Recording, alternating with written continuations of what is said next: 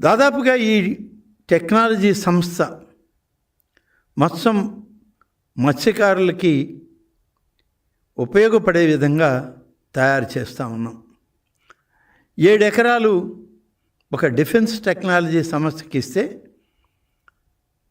దానివల్ల ఆ ప్రాంతంలో మత్స్యకారులకు ఉపయోగం జరుగుతుందే తప్ప వేరే వాళ్ళకి ఉపయోగపడే పరిస్థితి కాదు. అది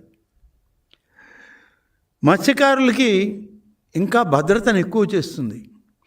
సముద్రంలో గర్భంలో ఉన్నటువంటి మత్స్య సంపద ఏ విధంగా ఉంది, అక్కడ ఉన్నటువంటి లోల తట్టు ప్రాంతంలో ఉన్నటువంటి భద్రత ఏంటి, డ్రోన్ సర్వే, శాటిలైట్ టెక్నాలజీ, ఇవన్నీ కూడా వాళ్ళకి అందించేదానికి ఈరోజు మన ప్రభుత్వం కూటమి నాయకత్వంలో గౌరవ ముఖ్యమంత్రి చంద్రబాబు నాయుడు గారు, నారా లోకేష్ గారు, పవన్ కళ్యాణ్ గారు లాంటి పెద్దలందరూ కలిసి మత్స్య సంపదని మత్స్యకారులకి అందించాలనేటువంటి చేసిన ప్రయత్నం ఈనాడు జరుగుతూ ఉంది.